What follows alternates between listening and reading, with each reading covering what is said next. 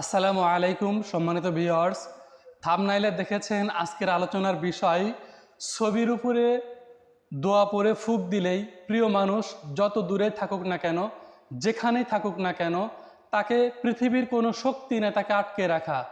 এই এসএম এবং দোয়াগুলো পড়ে, এই আয়াত পড়ে ওই ছবির উপরে ফুঁক দেওয়ার সঙ্গে সঙ্গে পৃথিবীর এমন কোনো শক্তি নাই সেই মানুষকে, আপনার কাঙ্ক্ষিত মানুষকে আটকে রাখা। সম্মানিত ভিউয়ার্স, চলুন তাহলে আজকে আমাদের আলোচনার সেই কাঙ্ক্ষিত পর্বে পৌঁছানো যাক। সম্মানিত উপস্থিতি, আমাদের এই কাজটা করার পূর্বে আপনাদের পূর্ব প্রস্তুতি থাকতে হবে। আমলগুলো করার জন্য যদি আপনি শুক্রবারে আমল করেন, সপ্তাহে 2 দিন আমল করতে হবে। যদি আপনি শুক্রবারে আমল করেন, বৃহস্পতিবার রাত্রে এশার নামাজ পড়ে আপনাকে 11 বার দরুদে ইব্রাহিম পড়তে হবে। 11 বার দরুদে ইব্রাহিম পড়ে 41 বার পড়তে হবে ইয়া অদুদু, ইয়া অদুদু, ইয়া অদুদু। এটা পড়বেন, চোখ বন্ধ রাখবেন, প্রিয় মানুষকে আপনার স্বপ্নের মাধ্যমে নিয়ে আসবেন, আপনার নজরে নিয়ে আসবেন, আপনার অনুভূতিতে নিয়ে আসবেন। আপনার মনে হবে যে আপনি তাকে দেখতেছেন, তার কানে কানে বলতেছেন ইয়া অদুদু, ইয়া অদুদু। এরকমভাবে আপনি চোখ বন্ধ করে নিজের ভাবনার মধ্যে প্রিয় মানুষটাকে নিয়ে আসবেন, আর মনে মনে ভাববেন যে আমি তার কানে কানে যেন বলতেছি। এরকম স্বপ্নটাও ভিতরে আপনি উপলব্ধি করে নিয়ে আসবেন, তাকে সামনে বসায় নেবেন, তার কানে কানে যেন বলবেন, তাকে আপনি বুঝায়া বুঝায়া বলতেছেন। এটা আল্লাহর সিফতি নাম, আল্লাহর গুণবাচক নাম ইয়া অদুদু, ইয়া অদুদু। 41 বার পড়বেন এবং কাঙ্ক্ষিত ব্যক্তির জন্য 41 বার পড়ার পরে আল্লাহর কাছে দোয়া করবেন, আল্লাহ আমার এই প্রিয় মানুষটা দীর্ঘদিন যাবত আমি তাকে চাই, পাই না, আমি তাকে পছন্দ করি, সে সাড়া দেয় না, অথবা আমার স্ত্রী চলে গেছে, সংসার থেকে আসতেছে না, অথবা আমার স্বামী আমার কাছ থেকে দূরে চলে গেছে, স্বামী কোনো খোঁজ খবর নেয় না। এইভাবে আল্লাহর কাছে কাকুতি মিনতি করে আপনার মনের চাওয়াগুলো আল্লাহর কাছে উপস্থাপন করে আল্লাহর কাছে সাহায্য চেয়ে আপনার ডান হাতটা এরকম বালিশে দিয়ে আপনি ঘুমায় পড়বেন। আপনার আগের দিনের সকল কার্যক্রম এখনই শেষ হয়ে গেল, ঘুমায় পড়ুন। পরবর্তী কার্যক্রমটা ওই শুক্রবারের জুমার বারের রাতটা আপনি 3 ভাগে ভাগ করবেন।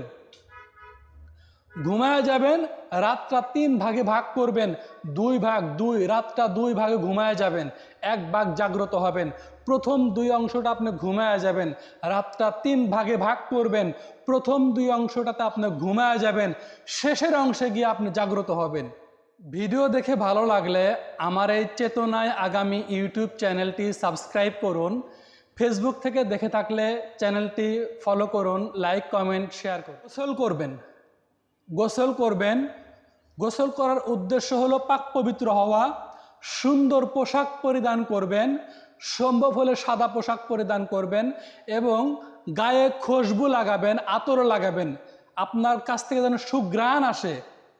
আপনি পবিত্র হওয়ার জন্য, পাক পবিত্র হওয়ার জন্য গোসল করবেন, সুন্দর পোশাক পরিধান করবেন, পোশাকটা সাদা হলে ভালো হয়, শরীরে আতর লাগাবেন বা সুগন্ধি লাগাবেন।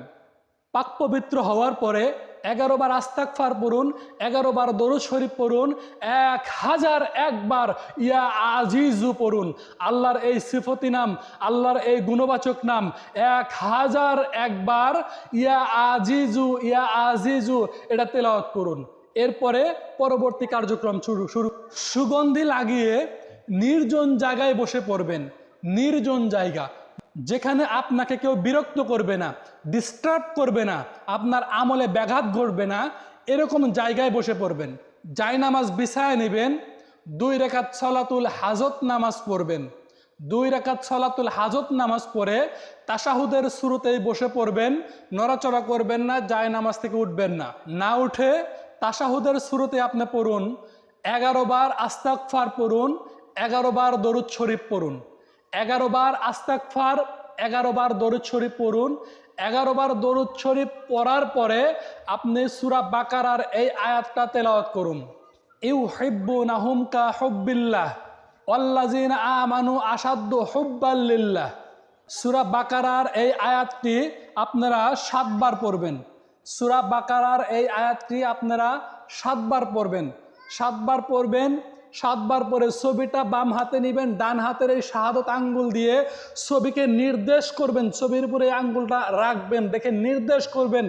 মনে হবে যেন ওনাকেই বলতেছি, মনে হবে যেন ওই মানুষটাকেই বলতেছি, মনে হবে যেন ওই ব্যক্তিকে নির্ধারণ করতে বলতেছি, শুধুমাত্র কেবলমাত্র একমাত্র তাকেই যেন বলতেছি।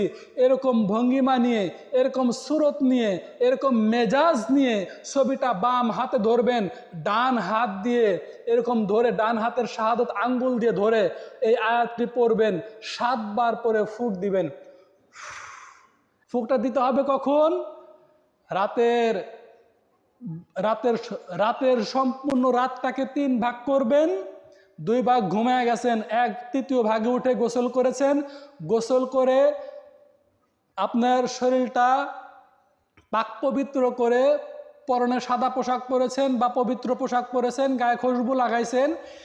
এরপরে সুস্থ মস্তিষ্কে মালিকের সান্নিধ্য পাওয়ার লক্ষ্যে সালাতুল হাজত নামাজ পড়ে আল্লাহর সাহায্য চেয়ে 11 বার আস্তাগফার, 11 বার দরুদ শরীফ পড়ে ছবিটা বাম হাতে নিয়ে ডান হাতের শাহাদত আঙ্গুল দিয়ে যেন ওই ব্যক্তিকেই ইশারা করতেছেন, শুধুমাত্র কেবলমাত্র একমাত্র ওই ব্যক্তিকে যেন ইশারা করে বলতেছেন। আয়াতটা পরে একটা ফু দিন। দ্বিতীয়বার পড়বেন আল্লাহুম্মা বিসমিল্লাহি ইয়া ওয়াদুদু ইয়া জাব্বার, আল্লাহুম্মা বিসমিল্লাহি ইয়া ওয়াদুদু ইয়া জাব্বার।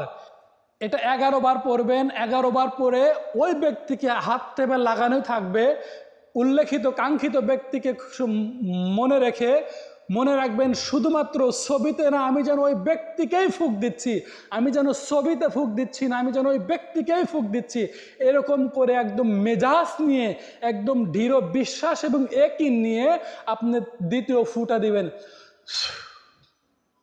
আপনি তৃতীয়বার পড়বেন ইয়া আজিজু 11 বার।